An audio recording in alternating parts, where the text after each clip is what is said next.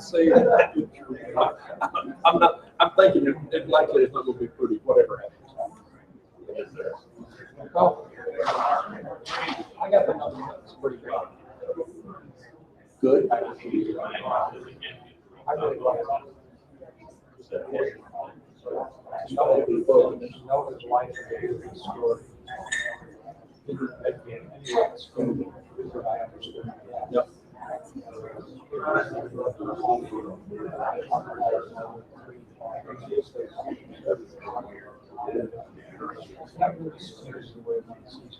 And the need one. I couldn't help but watching last night. She was one of the last conversations we had.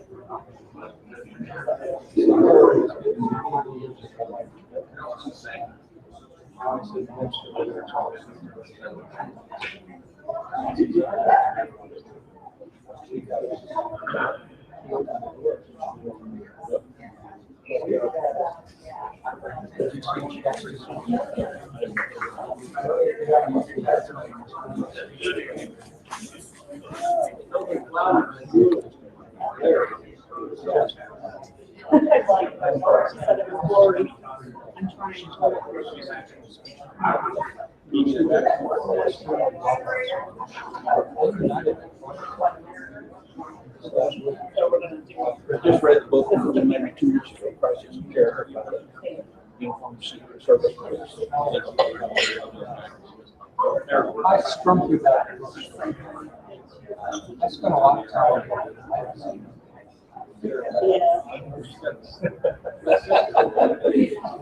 Now, you're going to say easy. He's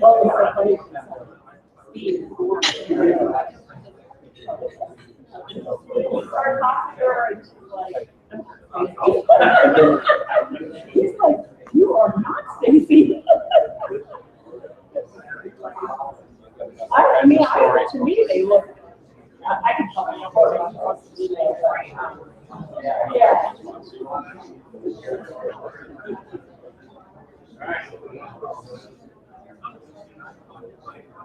Good morning.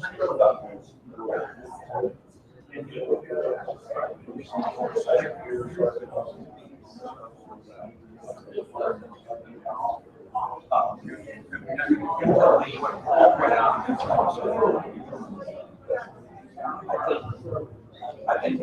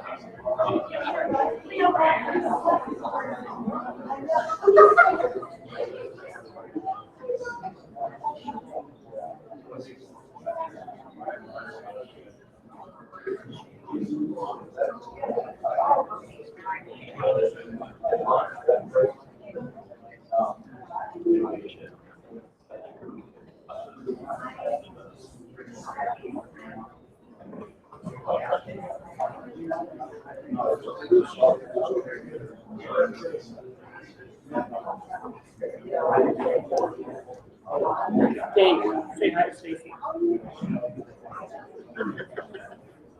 Hi, Stacy.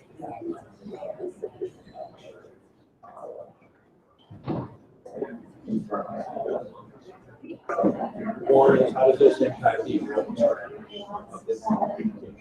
So, it's the two questions. You talk through up in what's the implication of this for the future of Christian?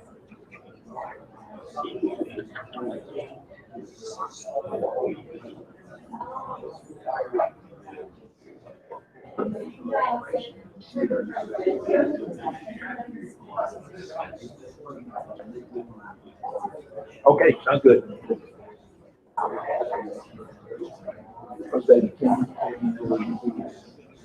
Is Stacy watching? Good morning, Stacy. Trust you're doing well this morning. Wish I could bring in ice cream.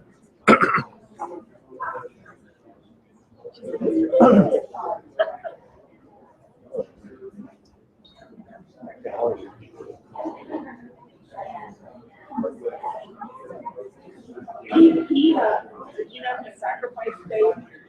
He sacrificed his home. Are you serious? I'm already seriously in debt. You came to the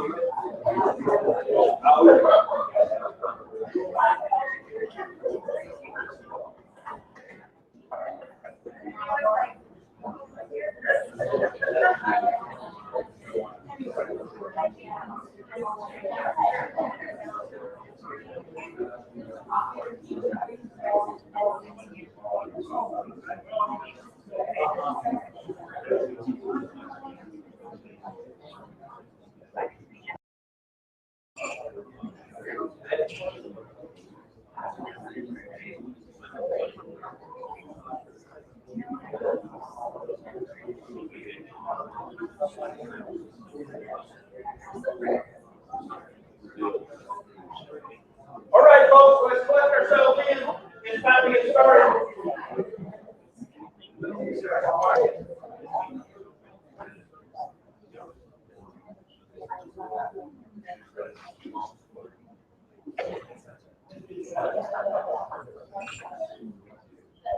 Refreshment break, we did morning and then lunch at noon.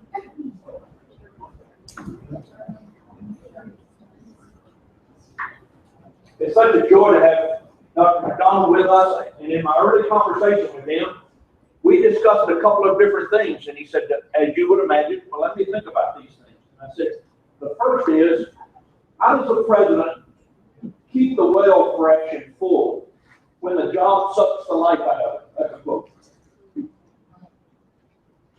I heard some of that last night in different places. I mean, it's just part of the nature of the journey, is it not?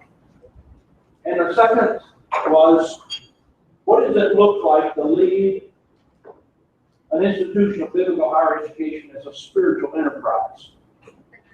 While that was the genesis of our conversation together, as all of you would do, I said, Gordon, listen to the Lord, and then take us to His Word there and just feed us with the Spirit and do as the Lord leads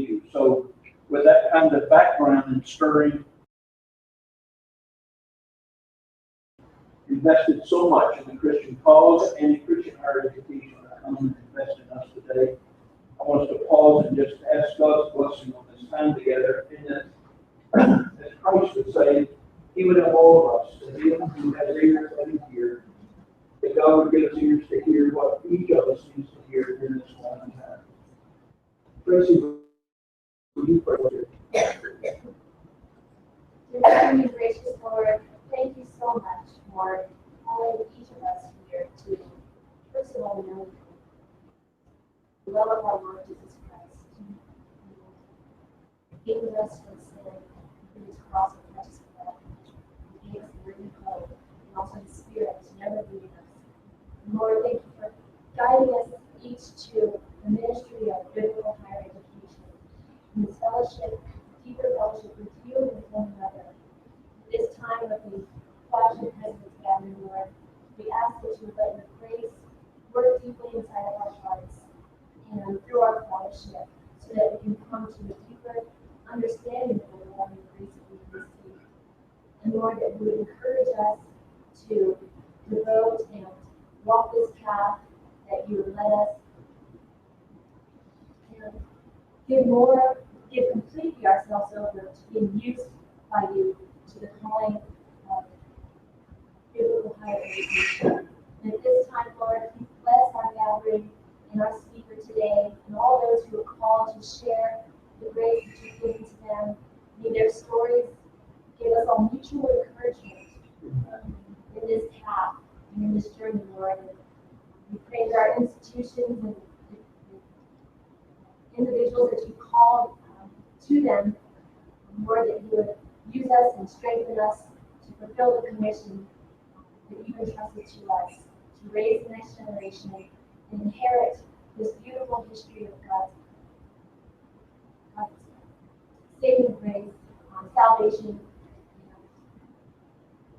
raising the next generation. And we fulfill that even more completely through our testimony, through our lives, and encouragement that you give to us today. Please guide everything by your Spirit.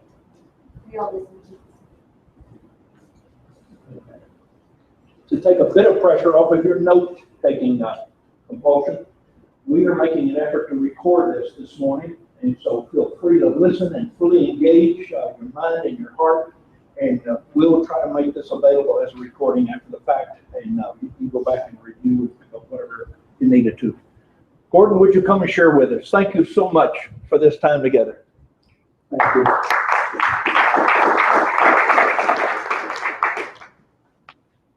Put this here for now. I'm the privileged one to be with you all. When someone calls and suggests that I might consider coming to Colorado for a couple of days to do something, I pray about it. Usually the word starts going about 6 seconds. Now, if this had been Minot, North Dakota, I might have rethought the whole situation. But I consider it a compliment in myself that you have all made it possible for me to be with you today, and I'm hoping that I will use the time well when the morning is over and we begin to ask ourselves, what's this all been about? I intend to be at certain places pretty transparent, to use myself in some small way as an illustration of the points I'm trying to make. So don't be surprised if I'm a little bit more candid than normally happens in meetings like this. Just to introduce myself a little bit in terms of the track I've been on, in case you misjudged me, I'm 77 years of age, which makes me, I think, easily the oldest person in the room, which ought to credit me with some kind of authority or depth. I don't know what it will be, that's your choice to figure out, but I do find myself more and more speaking from a 77-year perspective. And one of the obvious things that has come to me quite clearly in the last few years is that to know a person deeply is really to have to know them over a 70-year period. Because the guarantee at one point that a person could be at the pinnacle of doing something wonderful and a little bit short time later be at the very bottom. Well, you need a whole lifetime to figure out what are the highs and the lows. How does God lead people? When does He let them live according to the consequences of good or bad choices? How does this all work? And I discovered that the spirituality that was so important to me in my, for example, my 20s, is nowhere near to the spirituality that I'm pursuing in my 70s. It's not that one is greater or better than the other, but new circumstances with each decade of life bring new ways of looking, for example, at the scripture. I will try to illustrate that in just a few moments. I grew up in a pastor's home. My mother and my father brought me home from the hospital, newly born, and as the family story goes, my grandmother and my mother held hands over my cradle, and they committed me to God. And when they were finished, as I was told the story, my grandmother said to my mother, "Well, Esther, you now have your preacher raised to be one." And so the heavy weight of a sense of call to ministry descended rather quickly and early. In my 24th month, on a hot June afternoon, my mother put me in a playpen out in our backyard and went into the house to get something. And in the minute or two that she was gone, two Army Air Force bombers, about 1,000 feet above our home, collided and rained debris, flaming fuel, gas, ammunition, metal, that just plummeted to the earth all around our home, and some of it into our backyard. And the only place where any debris did not fall was in the location of my playpen, which then made people refer to me as the miracle baby. And my mother would tell this story regularly until I could almost lip sync it. And she would always end the story with these words: "God has spared your life for a reason. You must not misunderstand where He's leading you, or He will judge you very harshly." That was the second iteration of my call to it. And for the next 10 years, I lived with that kind of thing hanging over my head. And by the way, in parentheses, it taught me something of the importance of not speaking into children's lives in ways that they will misinterpret. So I lived with that. And as the years went up, I discovered that I was living in a terribly dysfunctional home. My father was he was an incredibly good preacher in his time. Dispensationalist, Baptist, and all the luggage that goes with that kind of view of life. But behind the front door of our home, my mother and father could not stand each other.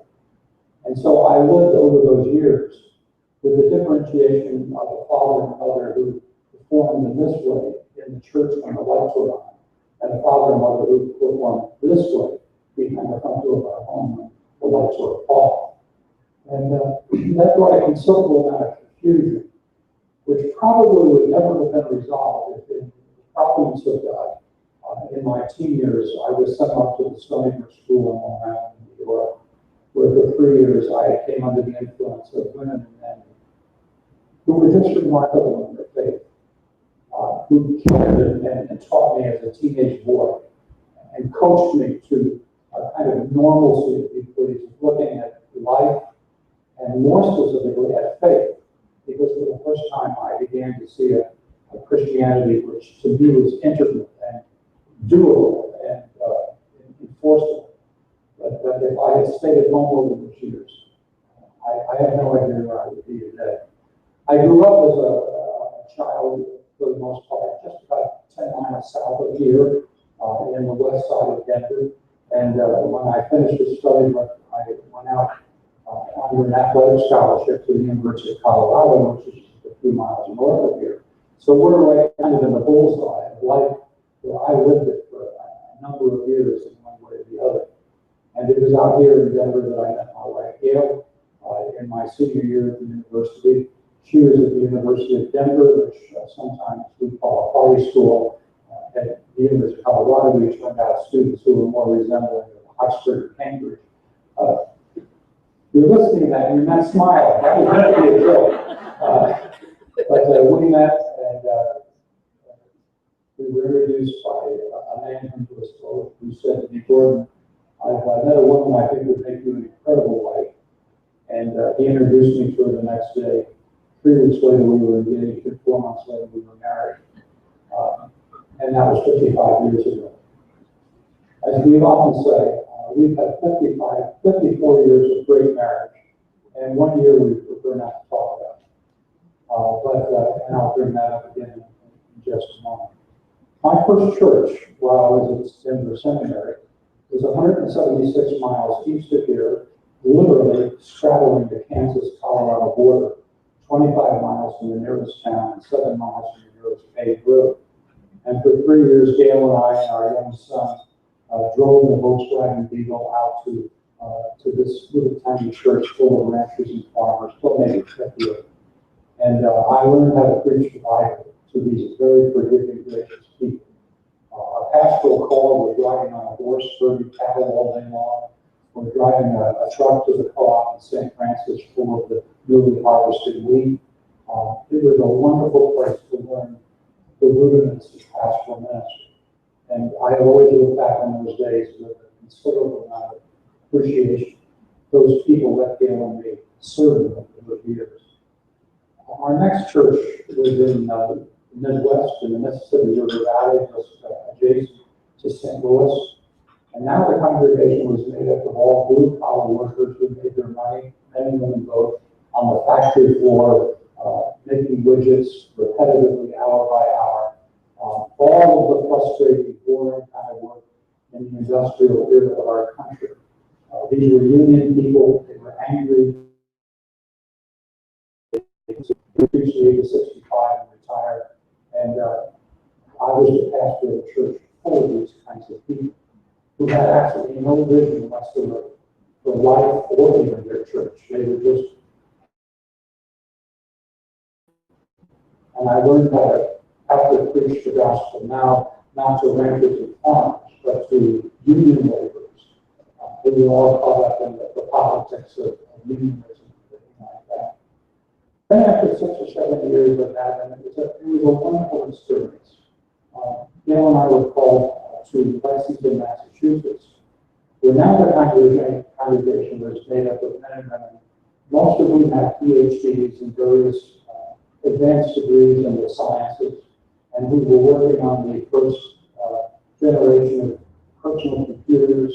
They were developing all the software and hardware to put the men on the moon. They were making all the electronic warfare stuff that was what we call deep black box security. There were many people in our church who, when they went to work on Monday morning, could not tell their spouses a scintilla of what they did all week long, because it was such high security. And often if I would ask the wrong kind of question, they would say, "I'd love to give you an answer to that, Pastor, but I have to kill you." And so for the next 21 years, we were in a church called Grace Chapel. It was a church that grew, but now, having preached to farmers and ranchers, preached to union laborers, now you're preaching to people who are much smarter than you are, have these advanced degrees, are very much the center of all the stuff that's going on in our modern technological era.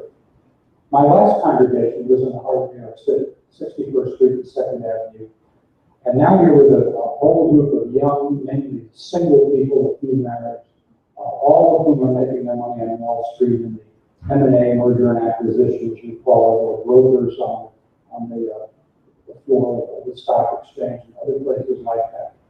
Young people who were working sometimes 75 to 90 hours a week, and who, when they came to church on Sunday morning, were just absolutely exhausted, physically as well as spiritually and emotionally. Burnout, just a regular thing. And now you have to preach the Bible to people who make their money by spending other people's money, and who work with billions of dollars all the time. And it just becomes starving to the soul. That's way to put it. And to find a way to try to open the Bible to these people and help them sort out life, to figure out what the platform of life is going to be like. That was a really challenging, wonderful experience. And for all the war stories you hear about New York, that Chris and Tracy will maybe appreciate this. Gail and I can never remember a bad day. We love that city. and only left it when we felt that we were getting to an age where you don't want to grow old in New York. And so it seemed wise to turn the church over to a younger man who's been there ever since and done a wonderful job. But that's my pastoral trail. I should add to it, I also spent a few years with InterVarsity Christian College as their president, and that shaped my thinking in another way as we work with staff workers and students all over the country and literally around the world. Gail and I feel like we've had a very, very fortunate run in this thing called ministry, and that it's been a genuine experience. And sure, there were problems along the line, and I don't mean this to be flippant when I say, but all the significant problems I created for myself. I just spent most of my life with wonderful people who were very supportive and very caring, and made life in ministry for me, for the most part, a wonderful thing. Now, I just told you all the good news, or as I see it, as good news. And Gail and I were talking this morning on the phone when we're separated from each other. One of the first things we do in the morning is get on the telephone, talk about the day, and pray with each other. Gail sent me off in the hotel room with a rousing intercessory prayer for this morning that I would, in some way or another, be of value to you. And she reminded me as we hung up the phone, be yourself. Don't try to, in any way, make an impression on anybody. Just be who you are and make sure the grace of God gets displayed. Well, if I'm going to be myself, I not only need to tell you some of the moments where it's been successful, but I need to refer, obviously, to the moments where I've been less than successful, tragically unsuccessful. A little over 30 years ago, in a very deeply low moment in my life, I broke the vows of our marriage. And it was a very public thing. The news swept through those levels of evangelicalism that would in any way care to know these kind of things. And Gail and I knew that this was going to happen. If the news ever went public, and it went public. And so we simply withdrew and had no sense whatsoever that we would ever play a role anyway from that point forward in public ministry. And I was 46, 47 years of age at the time, and it means you got a whole half life to redesign. And we simply went into quietness, to seclusion, to the home we owned up in the woods in New England and New Hampshire. And for 22 months, we simply lived quietly. And if I could suggest that there was a spiritual agenda, it was, how do you rebuild your whole life at the midway point? And for me, in particular, it was, who am I as a man, as a husband, as a father, as a Christian? Who am I? And what have I brought in to this point, halfway through life, that needs to be altered and rebuilt and strengthened, so that if God has a voice in my life in the future, that I will be able to hear it and respond to it. New words began to enter into my own vocabulary. The word brokenness was there all the time. I'm a broken person. I live in a broken world, and I have joined, in my own estimate, the worst of the broken people. I began to read the Bible with new understandings of the meaning of grace. Grace at that point had been, to some extent, just a theological topic to me. When you're young, grace is not as important to you as I think it becomes as you get older, and you discover yourself needing more and more doses of grace as the years go by. So it was topics like that. I remember one day being visited by a man who, if I told you his name, then you would know it. He sat with him and the two of you are going through probably what will become the worst moment of your lives. And you have a decision to make. You're in great pain. You can either fight the pain, deny it, excuse yourself, blame other people for it, or you can embrace the pain and squeeze it for everything God has to say to you that he might not otherwise get to say to you if it wasn't for this moment. Gail and I will always remember going to our knees later that day with many tears and saying, Lord, we choose to embrace the pain, the consequence of this moment. We're not going to fight that. We own this.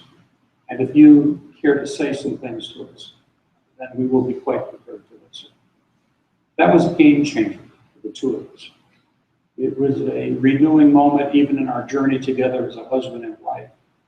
It certainly was a jumping off place to a whole new view of what it meant to walk with God. And so in this second half of life, I have felt that I live on the platform of grace. I live in such a way that whatever happens, I consider to be a gift from heaven, and I don't take it for granted. And even as I visit with you today, I talk out of that memory, and I often say to myself on various occasions, what the heck am I doing here? They must have been able to find someone a lot better to do this job than me, but here I am, so I might as well use the tools of what I've got to talk with you so that we don't waste too much time together. One other thing about that moment 30 years ago, and then I'll get away from it. There was a morning when I woke up, it was a Sunday morning, and I was sitting on the edge of our bed. Gail had already left to go, I suppose, to make breakfast. And I was feeling terrible. I remember thinking, all my friends are going off right now. Right now. They're driving to their churches or places of ministry, and they're going to get to preach the Bible. And I'm never going to do that again. What is the future all about? And to make some distraction, I turned on the television, and onto the screen came the face of Robert Schuller. Excuse me, I'm turning my back to you. No, you're fine. There was Schuller. Now, I was never an exercised fan of Robert Schuller's, but I was never particularly a critic.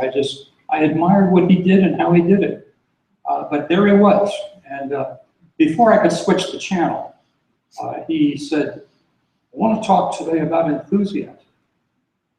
And I said rather sarcastically, whatever else do you talk about? And then he said this, he said, enthusiasm is an energy that comes from the depths of the heart. It's an energy that comes from God. And you can produce this energy by God's strength, no matter what the circumstances are around you. And I thought about it. I'd never heard enthusiasm spoken of in such a way. You can produce it out of the heart, regardless of the circumstances beyond yourself. And I began to think as I sat there, for 25 years, whenever people talked about Gordon, they used words like enthusiasm. Gordon is an idea person. He always has a vision. He always has something to challenge you to do with your money and your energies. If you don't want to get busy, stay away from Gordon. And what hit me that morning like a cannonball was no one was saying that anymore. This trademark that I had loved so much is gone. I began to realize that for the last many, many months, whatever enthusiasm I had for the day was being borrowed from my wife, Gail. She was now the enthusiast. And that is so unjust. And I finally went out to the living room and I said, I have an apology to make to you. I've been living off your enthusiasm, and that's not right for you or for me. And I don't know how you go about doing this, but if God will let me, I'm going to get my enthusiasm back. I don't know how that works, but I'm going to work at it. And we prayed together and talked about what help she could bring. And I began over the next weeks to wrestle with this question. What do you want the second half of life to be like? One of the things I did, and I had no idea why I did this. To this day, I just remember doing it. I asked myself, what kind of an old man, Gordon, do you want to be? I didn't realize then, but I was asking a question that now is in real time. Today, I am the old man I decided I wanted to be then, or working at it. And I took a legal pad out and I started to make a list. This will not sound very respectful, but I started to make a list of all the old men I knew. Now in those days, at 47, an old man was anybody above 65. And I wrote all these names down, several dozen names. And as I looked at the names, I came to the startling conclusion that the large majority of these men I did not like nor want to be like. They were men who had begun to shrink in life. They'd become hard-fixed around their opinions. They were not reading new things. They were not embracing new ideas.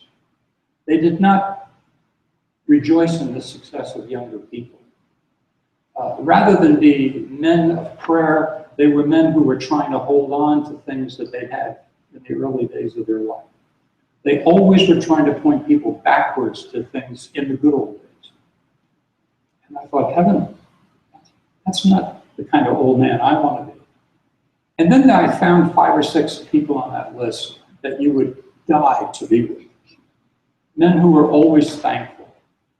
Men who loved their wives, and if anything, the love was more endearing and more enthusiastic in the 40th year than it had been in the first 3 years. Men who loved God and were constantly growing spiritually. Men who rejoiced in the success of younger people. Men who gave up power sooner than they had to in order to adopt a life of wisdom. And when I isolated all these characteristics, I said to myself, that's the man I'd like to be in my 60s, my 70s, and if God should choose, into my 80s. Let me use the voice of a person who is not necessarily known or professes Christianity, but often writes like he was one. His name is David Brooks, and if you read the New York Times at any moment, you probably have read many of his articles. But here's Brooks. Occasionally, you come across certain people who seem to possess an impressive inner cohesion. They are not leading fragmental, scattered shot lives. They have achieved inner integration. They are calm, settled, rooted. They are not blown off course by storms. They don't crumble in adversity. Their minds are consistent, and their hearts are dependable. Their virtues are not the blooming virtues you see in smart college students. They are ripening virtues you see in people who have lived a little and have learned from joy and pain. Brooks is supposedly a conservative Jew, although the rumors have it that he really has been delving with the whole question of what it's like to be a man of Christian faith. Many of his columns certainly reflect that kind of thinking. But I have rarely read, even in the Christian literature, in one paragraph, a description that mirrors to me more of what I think a woman or a man of God ought to look like when it comes to being active each day in the institutions and neighborhoods of life. And so I read this with, I think, a healthy kind of envy. And I say to myself, I would give anything if when the day comes that God lifts me heavenward, if someone would say something like that about the kind of man I have become since that midpoint in life so many years ago. There are those moments, and I suspect every one of us in this room could testify and tell stories about such moments. I have a theory that one of them comes about every 7 years, where something good or bad happens, and you are never again the same. I have a book at home that was published in 1974 by a man whose name is John Coleman. I'll tell you about him. I met John Coleman back in the mid-90s when Gail and I checked into a bed and breakfast up in Vermont in a small town. We had walked into the B&B, and the lobby was about half the size of this room. And on the shelves of all around the walls of this lobby were thousands of books on fine arts. I mean, usually you see the airport novels and the paperback books, but this was really an intellectual library speaking to the history of fine art. And on the stereo was Mozart's, one of his 30th symphonies, maybe the 34th that was playing. And the man behind the desk was an older guy, wearing a beautiful tweed sport coat, a natty bow tie, striped shirt, horn-rimmed glasses, just a really neat-looking guy. He introduced himself as Jack, and he registered us. And as he talked, I was fascinated with the way he talked with us. And he picked up our little suitcases and he said, follow me. And he took us a floor or two up to our room, and checked us in, and told us all we needed to know. And then he went down. I said to Gail, there's something about that man I've got to get to know. And I went down and he was free, and I said, Jack, I said, when I listen to you, I hear a cultured man talking. Are you a cultured man? Well, he said, you know, he said, I haven't run this in all of my life. I said, well, what else have you done? He said, well, back a few years ago, I was in education. I said, what did you do in education? He said, well, I was an administrator. I said, well, what did you do in administration? Well, I was president. I said, Anderson, president of college. What college are we talking about, Jack? He said, well, I was president of Haverford College for 25 years, which of course is one of the best small colleges you can ask for, especially in the East, one of the great Quaker-based schools. Jack, you were a college president, and that made me even more curious. And I started looking him up. I wanted to know more about him. I discovered one of the interesting things that Jack Coleman was known for was that every year as a college president, he would disappear a couple of times for 10 days. No one knew where he'd gone, except perhaps his administrative assistant. And where had he gone? Well, one time he went to Washington, D.C. and worked for a week with a construction company laying sewer pipe. Another time he went up to the Union Oyster House in Boston and washed dishes in the kitchen for 8 or 10 hours a day.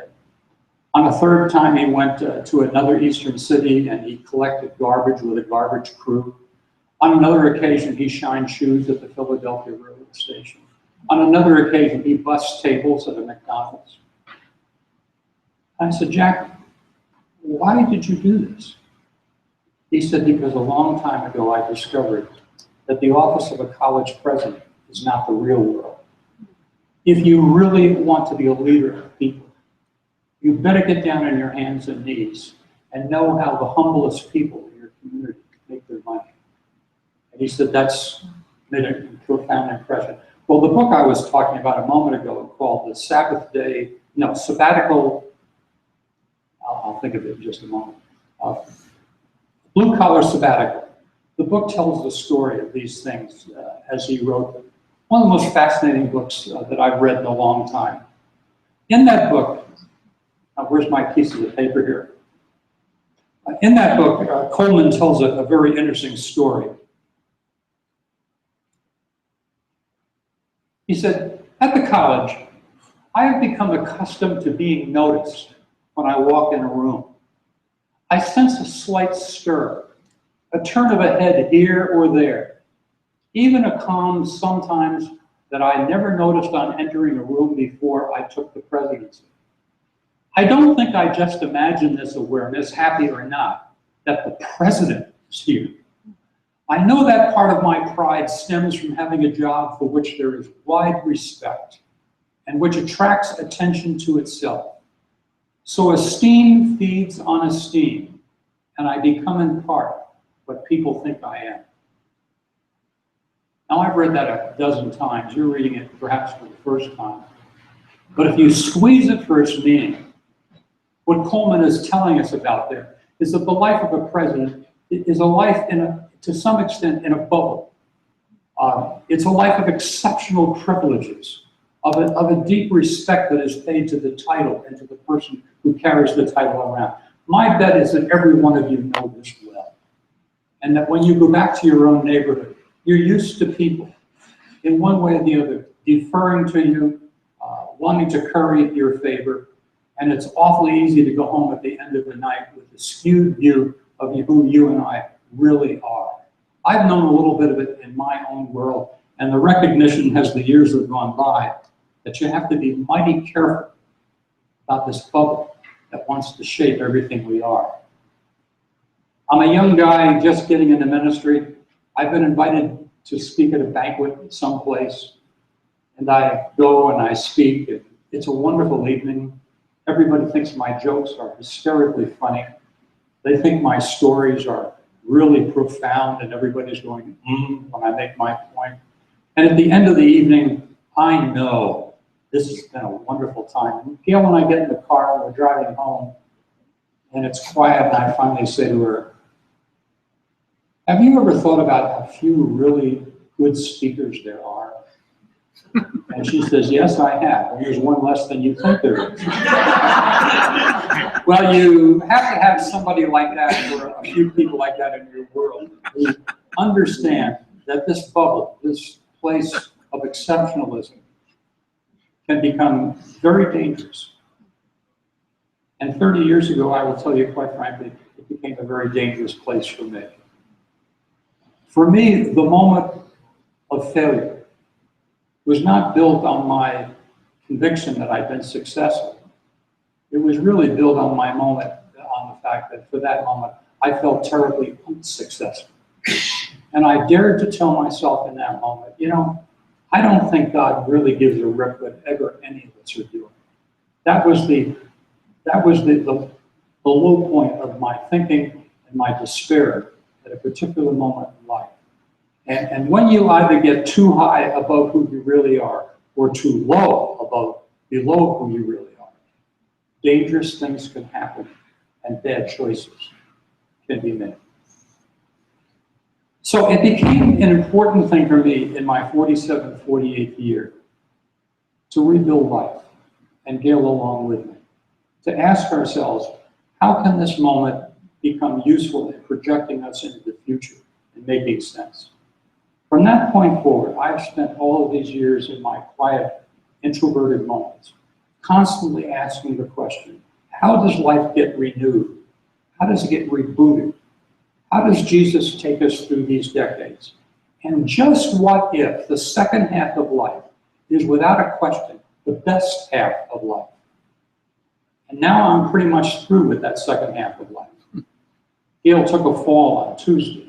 I was saying to somebody earlier this morning, old people talk a lot about their falls.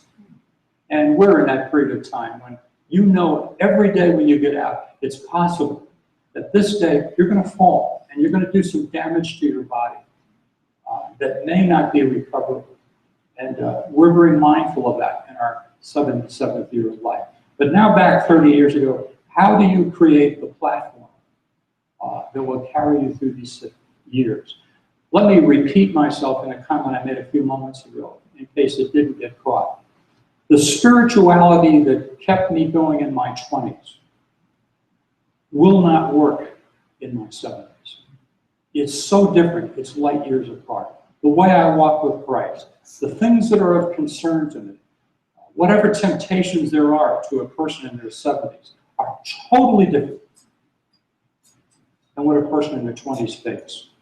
And what worries me over and over and over again as I play the pastoral role is how many people I meet in their upper years who are still trying to recover how they lived for the Lord in their 20s. And it doesn't work. And they cannot understand why. Well, all of that was introduction. Let me take you just for a moment to a Bible passage which has been profoundly shaping for both Gail and me. This is one of the most important paragraphs in the Bible to us personally. It may or may not be to you, but here's where I'm coming from. I am really romanced by the story of John the Baptizer. And so in these two sessions, I'm going to raise something about the story of John to you. I'm doing it backwards this time. You know how when we were kids, they used to turn the movie projector on backwards and we all got a kick out of seeing people doing things in reverse. Well, I'm doing things in reverse. I'm picking in this early morning hour a moment in John's latter life, and in the second section, a moment in his earlier life. But here's John in chapter 3 in a situation that not a lot of people talk about. He's been a screaming success as a preaching prophet for at least 9, maybe 12 months. The gospel writers kind of exaggerate a little bit when they say, and everybody in Judea went out to hear John preach. Well, that's quite a statement, and maybe it came close to being really profoundly true. But at the end of the 9 months, there comes a very, very powerful moment where John sees the figure of the Christ approaching. We don't know how this does. You have to use your imagination a little bit. And when Jesus establishes his presence, he's been baptized, and John is adequately introduced into it. Apparently, all the crowds instantly shift their loyalties. And when you get to this particular paragraph, the crowds are headed over the horizon in the direction that Jesus is walking. And it's almost as if John and a few disciples and maybe a few sarcastic critics are left simply to ask the question, what does this moment mean, particularly for John? Put it bluntly, John is losing his job. He's been this screaming success, just like every one of you in this room is right now. You wouldn't be here today if someone didn't think you were profoundly successful in what you're doing. And John had been that in his world for these months. And now it's over. I would wager that almost every one of us in this room has a history of conversations where we have met with someone who is on the top of whatever their world is, and then everything collapsed in a moment. And you see them go like this, just plummet down. And it's a startling conversation. It's not an easy one to speak into and to help people through that despairing moment. But here's John. And so whether it's his friends or his critics, but they say to him, John, the one you've been talking about, he's been here, and here's their operational word. And everybody is going toward him. Which is to say, John, how are you handling this sudden demise from popularity to obscurity? I told you a little while ago that there was that moment, those months, where it became important for me to rebuild life. And that's what's very important about the second half of life, is that we have a platform off of which we can do our work, and most specifically, relate as we believe we should be doing to the God who's made us. Here's a word by another person who doesn't necessarily write as a Christian. I'll come back to this in just a moment. I didn't want to miss this one. But here's Alvin Toffler. Do you remember, remember Toffler, the guy that wrote Future Shock and the Fifth Wave or whatever it was? And, I think he's gone now, but he used to write a lot about the future. And here are some words that impressed me. Very insightful, I think. Most people surveying the world around them today see only chaos. They suffer a sense of personal powerlessness and pointlessness. Boy, that is a prophetic statement for the day in which you and I are living these days. We are seeing all around the world people feeling powerless and pointless, and now the operational words so often are angry. And how many times a day do you hear the word outrage? Everybody's outraged about something. Toffler's writing about that. He goes on. Here's the sentence that really gets my attention. Individuals need life structure. We need to unpack that for a moment. A life lacking a comprehensive structure is an aimless wreck. The absence of structure breeds breakdown. Structure provides the relatively fixed points of reference we need. I don't think it takes rocket scientists to say that's obviously the business that you are all in. You are trying to create a situation in which younger people will gather together a life structure that will carry them through all of the vicissitudes of life, particularly the darkest and the brightest of all experiences. You've got 3 years or 4 years, depending upon the curriculum of your institution. And in those years, you're taking under your care people who are coming out of at least 3 different backgrounds. A home, which may or may not be troubled or broken, like mine was. A church, which may or may not be vibrant in its faith, or a church which is just falling apart, doing all the things that church people ought never to do. And you're taking on people who've been for 12 years at various schools, some Christian schools, some public schools. And in 3 to 4 years, You've got to take people coming out of at least those 3 different backgrounds. You've got to mold them together, create the situation, the environment, give them the tools, with the hope that when you give them their diploma, they move out into the larger world with a life structure. Now back to John the Baptizer. The value of this paragraph, men and women, is that John is revealing to us his life structure. John, you're losing your job. How are you handling it? Some people might have said, well, I'm going to sue. Or I'm going to come back. All that kind of stuff. John's life structure, I think, is remarkable. Let me read it for you. John chapter 3, beginning with verse 27. A man can receive nothing unless it has been given to him from heaven. You yourselves bear witness that I have, and you could probably put the word often in here, that I have often said, I am not the Christ, but I have been sent before him. He who has the bride is the bridegroom. But the friend of the bridegroom, who stands and hears him, rejoices greatly at the bridegroom's voice. And so this joy of mine is made full. He must increase, and I must decrease. That last simple little sentence is often emblazoned upon plaques that you'll find on the walls of many Christian homes, at least in my generation. He must increase, and I must decrease. Think for just a moment about how profound and unique that sentence is in Christian thinking. That is really putting it all together in terms of ministry. He must increase, even if it means that I decrease. Well, let's go back. John is saying 4 things about his life structure. The first thing I hear him saying is, you know, any kind of leadership, any kind of ministry, any kind of execution for the means of spreading the gospel belongs and originates in heaven. It is never, John is saying, it's never mine. I don't own what I've been doing. I have simply managed it.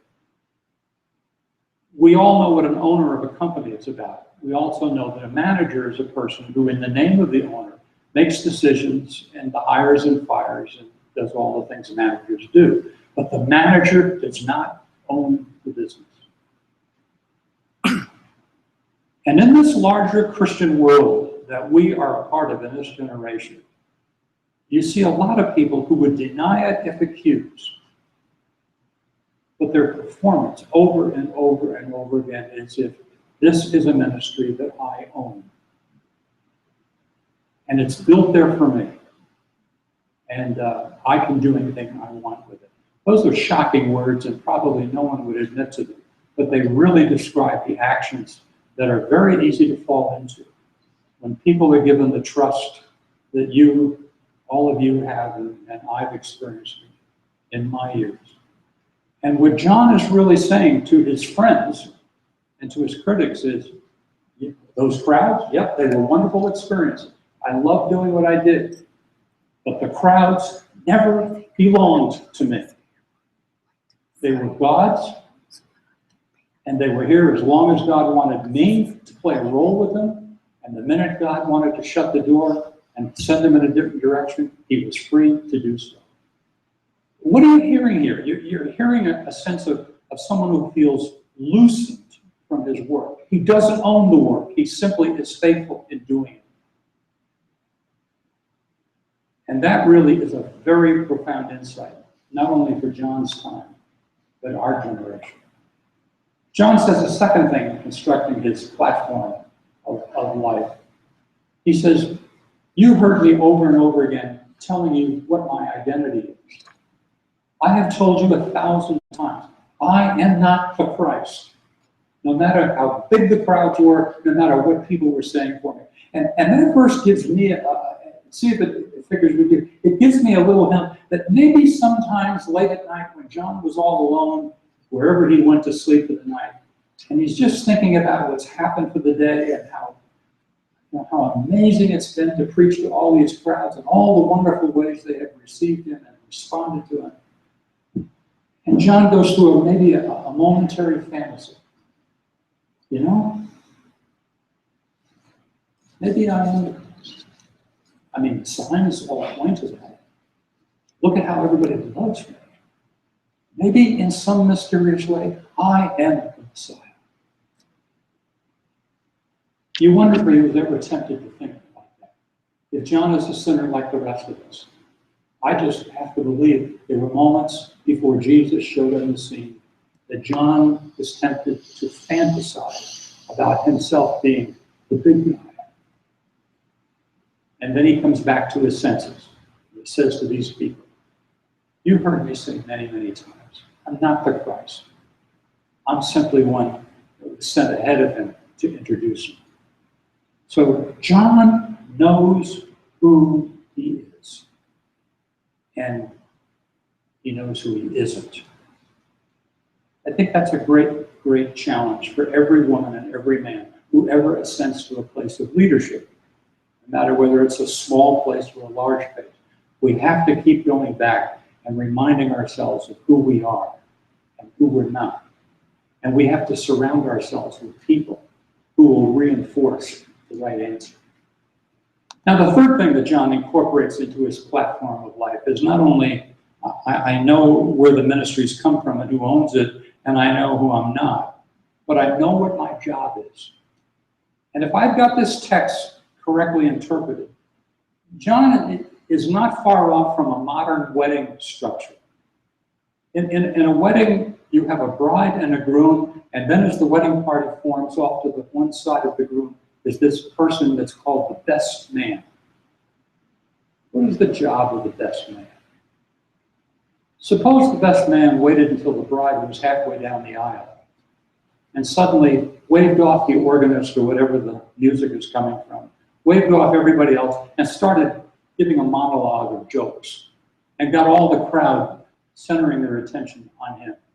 We would be shocked. Best man doesn't do that kind of thing. The job of the best man is singular, just to make sure everybody knows who the groom is. Oh, if there are other jobs, to make sure the groom doesn't run, and maybe the best man is the carrier of the rings until it's time to exchange them. But the best man's job is to serve the groom and make sure the groom is given his rightful due of recognition. What a beautiful way for John to describe his job. I'm simply a best man to Jesus' wedding. And then this final point, which I would call the metric of the paragraph, the thing that will show that this is all success. He must increase. Look at the crowds going. He's increasing. John doesn't know what the next 3 years are going to bring. He's only speaking out of the moment, what he sees. But as far as he is concerned, Jesus is on the increase, and he is on the decrease. That's a remarkable platform of life from which to operate.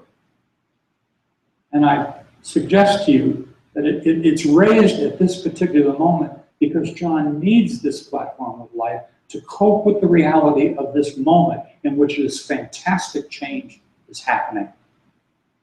And he's got to work with this. He's got to make sense of it.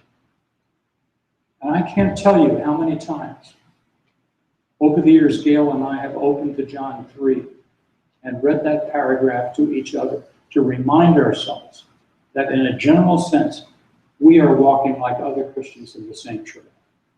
We're doing a ministry which doesn't belong to us. We're people who better remind ourselves every day of who we are and who we're not. We're not only not Jesus, but I'm not all the other people in this world that I might look up to and envy because they have bigger audiences or sell more books or all that kind of stuff. I better make sure every day I know who I'm not and who I am. And thirdly, I know what my job is, to reflect upon Christ, and I know how it's measured. Do people, as time goes by and they walk into the orbit of my life, do they walk away having a deeper experience with Jesus? Or have they just been impressed by you? Those 4 points have carried Gail and me for the last 30 years. But we've gone beyond that. We've recognized that this is John's life platform off of which he operates. But we really need to think more about our own. We need to flesh this all out. And we need to be able to understand how it is that you pursue a walk with God that allows the people around you to see through the acquired wisdom and experience you have something of God's way of wanting to make them useful also. So what I want to do, I've got about 17 more minutes here, and we'll move this into the second session too. But I'd like to talk you out of the life platform, which has developed out of my own world over the last 30 years, that I think builds on what John has just said to us, but takes me personally further into my world, in my time, and maybe it will be helpful to you. Over the years, I found myself more and more trying to operate off a vision of life that takes on this kind of a picture. In the center of this display are the words, the inner universe. I borrowed them from the great Jewish theologian Abraham Joshua Heschel, who I hope you've read at one point or another. An amazing, amazing mind. I've often called him Jewish A.W. Tozer, because he writes about the majesty and the splendor of God in a way that I think Tozer would have been very comfortable with 60 years ago. At one point, Heschel says in one of his books, the image of the human being that no other living thing has is that he lives with an inner universe that he can develop and enlarge. And so I thought to myself, well, all my life I've been talking about my heart. Sometimes I use the word soul. But really, inside of me is an inner universe. I think my inner universe is an infinite in size, as outer space is. If the outer universe goes for 13 billion light years or more, is it possible that deep within every one of us in this room is another universe that's just as large? And if so, is it possible that I only know the first 12 feet of that universe? All I know is that deep within me, from places I can't locate, often come messages, even temptations, perspectives, both good and bad, from distances and origins that I know nothing about.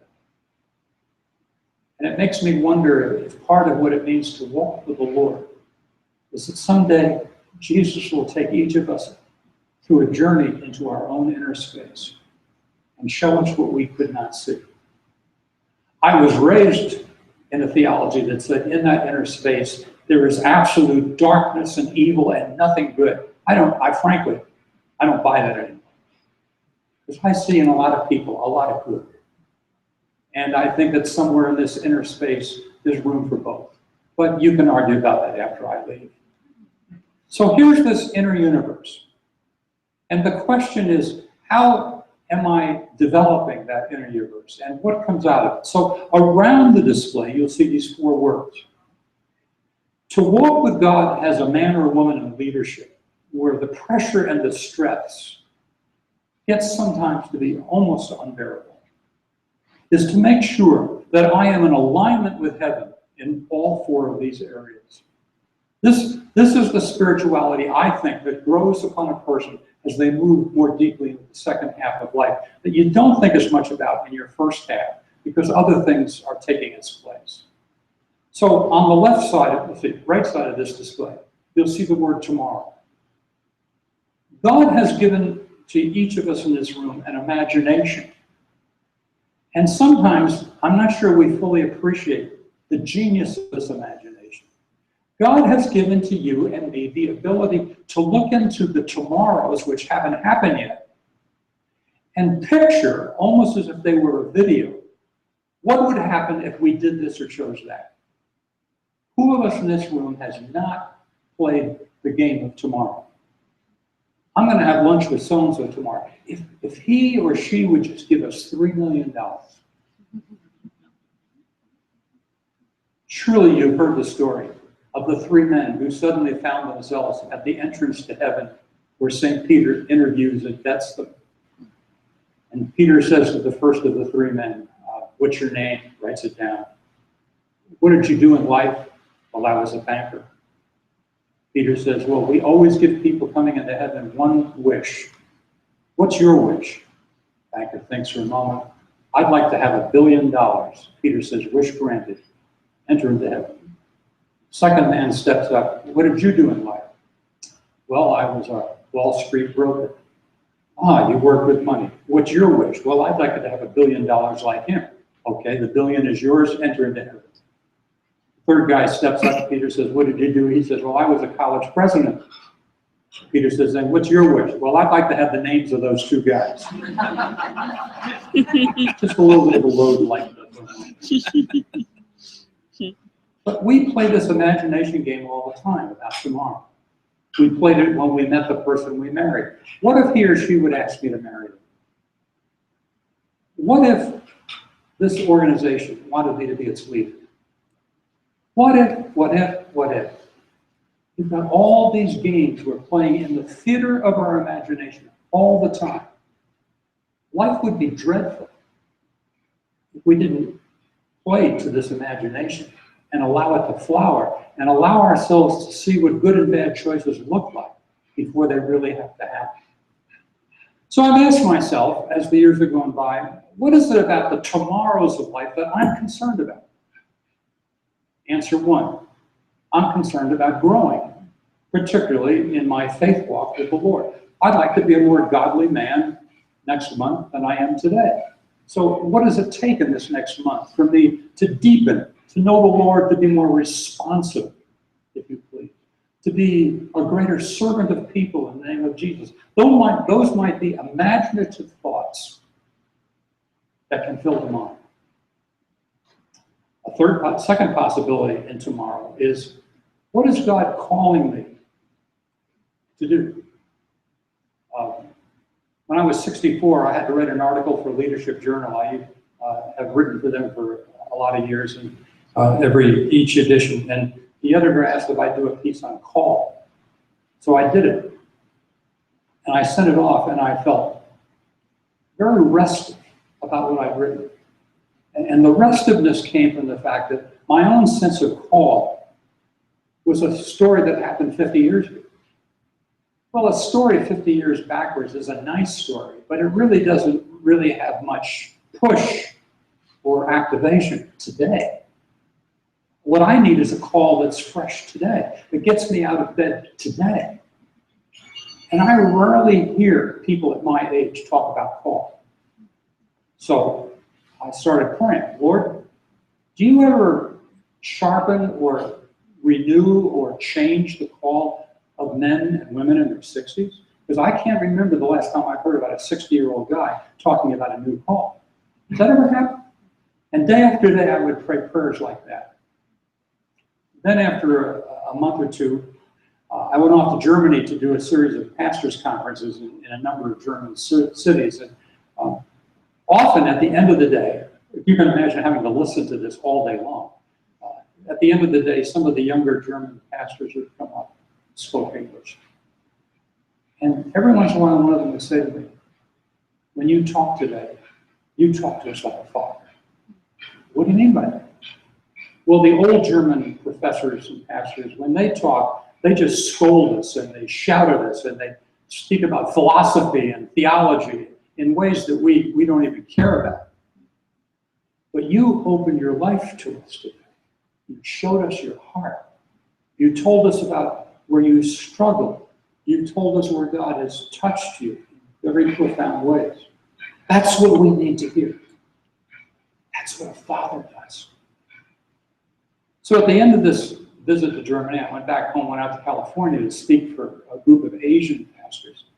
And at the end of the 2 days, the leader got up to thank me and close it off. And he said this. He said, all during these 2 days, as Gordon has talked to us, I have found myself on the edge of tears. It's not because he's that bad speaker. And then he went on and he said, I've been on the edge of tears because Gordon has been talking to us in the voice of the Father. And so many of us in this room feel fatherless. And it was like the Holy Spirit just came upon me. And I'm careful with these words, I don't use them all. And I felt heaven saying, you want a fresh call? Your call from here on out is just to be a father to a younger generation. Wherever you can show interest in the lives of younger men and women, do it. Listen, cheerlead, encourage. Don't boast. Don't take them back to your world. They're not interested. Listen to them. And walk away having blessed them in whatever way you can. That's a great call. That's the call that's been getting me out of bed for the last 12 or 15 years. And that call has dripped over into Gail's life. And I watched her day after day, even as she was doing it this morning when we hung up the phone, visiting with a young woman who needs a mother.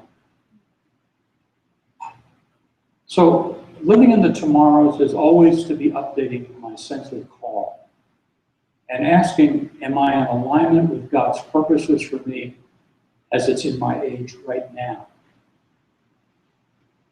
The third thing that's important to me in terms of tomorrow, this is going to startle you, is eternity.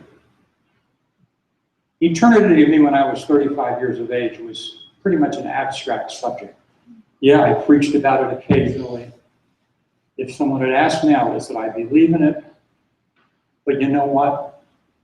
Statistically, eternity is only a few years away from me now.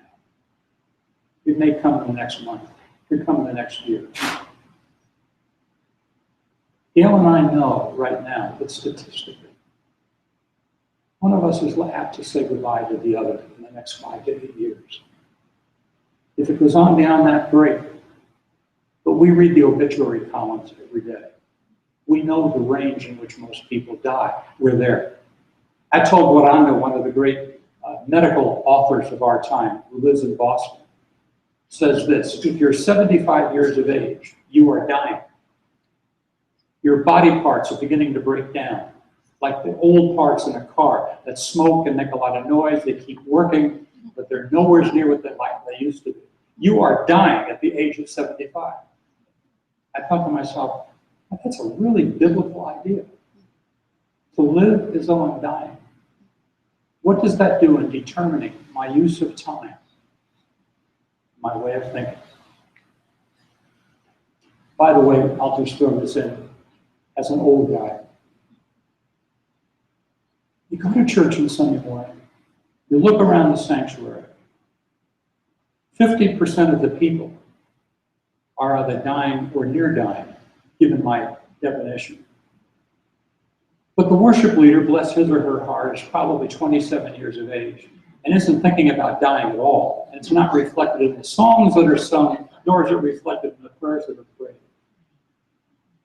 How many numbers of people walk out of church week after week after week who are just days away from eternity and never hear a word about what the future holds? Heaven is becoming very real to me. I want to hear about it. I want to know if I can really depend upon this thing called heaven when the day comes I breathe my last breath. And there are times when you're tempted not to be so sure. So that's tomorrow. It's 10 after the hour. I'm going to make an abrupt stop to what I'm saying and pick this up in the second session.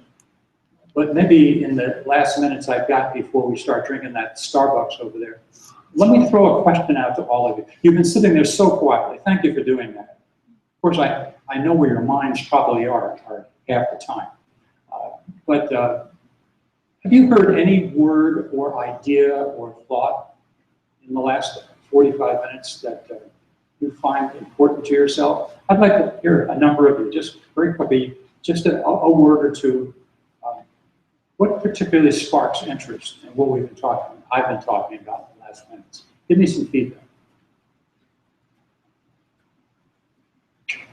Ken, I love these name tags, by the way. I appreciate how God is moving in our hearts today differently than He has 10, 20 years ago. And He will again at another point in life express that calling to be all God wants us to be here as managers. This period of time as well. Thank you. You remind me to say, those of you who have entree to young people, for young people, call is a very important idea. But I don't think we teach call yet. I think we need to teach call as an ongoing process rather than a snapshot. And say to our young people, all your life, God is going to be refining your call. Always make it a priority in your life of devotion. Where is the call leading us now? Somebody else. Bill. I quoted you and I modified what you said. Spirituality and our truth must sustain us in a setting of expression. Often sit stagnant and that carries over. And we dig our well. We're not theological people. We dig our well, we fish out that pond, and we fish one. I like the word picture. This may not fly when I say it, because I've never said it quite out loud like this. But the sins of teenagers and 20-somethings are often the sins of hormones. I mean, many of us, if we look back in those days, where our minds were, where was that all coming from? Well, it was largely coming from hormones. And we kept saying to each other, well, you're just dirty, rotten sinners. And there's a certain truth to that. But there's also these hormones raging in all of us that were occupying mental space. Well, I don't want to startle you when I say when you're 77, the hormones have modified a little bit. and now the sins of the 70s are dramatically different than the sins of the 20s. So we better know that, and we need to go on a new search. What are the sins of the 70s? And not many people know the answer to that question. Other thoughts? Peter. I appreciate your reminder that the ministry is not our own. We know that. We understand it, but many days we carry out our responsibility as though it all depends on us. It's very liberating, very freeing to be refreshed and reminded that it's His, not ours. Thank you. I remember having dinner one night with a pastor who had been in the same church for almost 50 years. He was one of the saints of the city. And he was now 76 or 77, and the church was trying to push him out. And he wasn't going. And he looked at me, and the tears coming down his eyes, he said, the church and I are one. If I leave this church, I die. Never want to say that.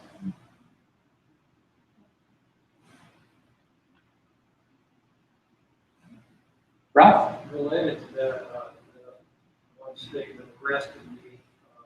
I think I tried to get the exact quote, but basically, men who gave up power sooner than they had to in order to embrace a life.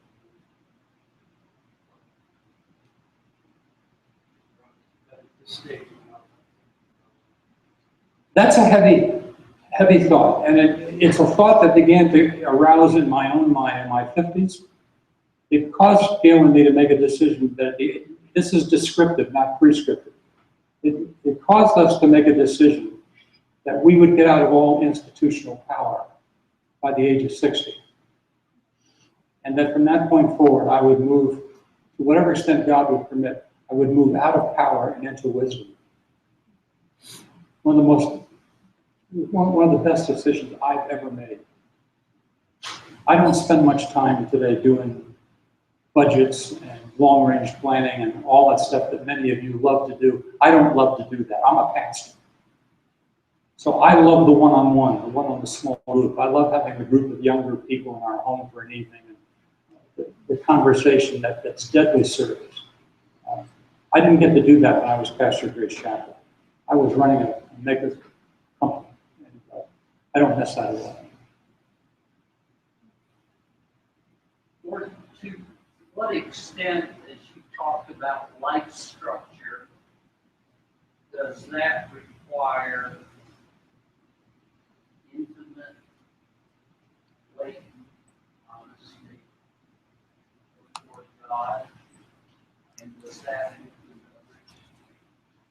That's the last sentence.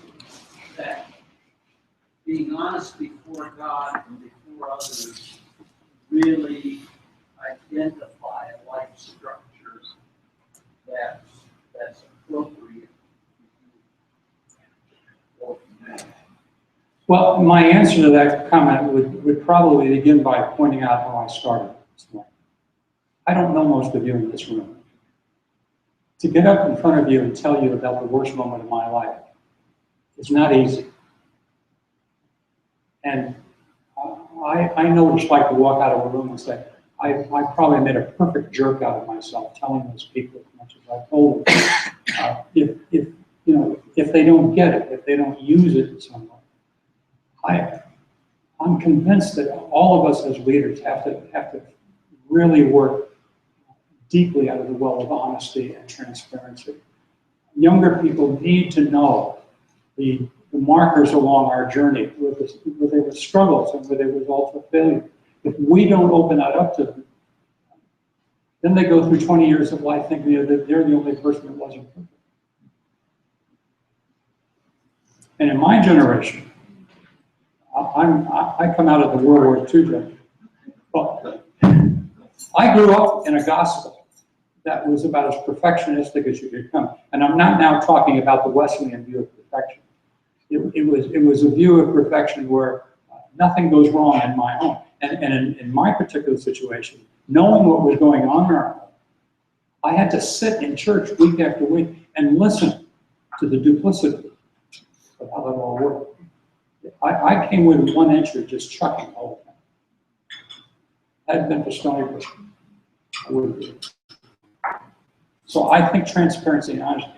It's not that we have to wipe our sins all over the place for people, but it's the voice of the broken person speaking into the brokenness that's in the congregation. When I stopped, I'll make this quick, when I stopped regularly preaching in the same pulpit, and there were Sundays when I started going to church as the listener, I discovered that life is totally different as a Christian from behind the pulpit or in front of the pulpit. Many of the people in the church where Gail and I worship on Sunday, if we're not traveling, they don't know anything about my past. They don't know the churches I pastored, all that stuff. Most of them don't know I ever put together a book. So they treat me as just one more layperson. And I'm fascinated with the way people talk to me now that they know I'm not a clergyman. Totally different kind of conversation. So I say to myself, when we have that privilege of opening the Bible and teaching and preaching and discipling, we've really got to give people a view of the real person and tack onto it how the grace of God becomes operational. And I don't think we've done that well. We need to stop, and you guys need to do whatever break time tells you to do. See you in a few minutes.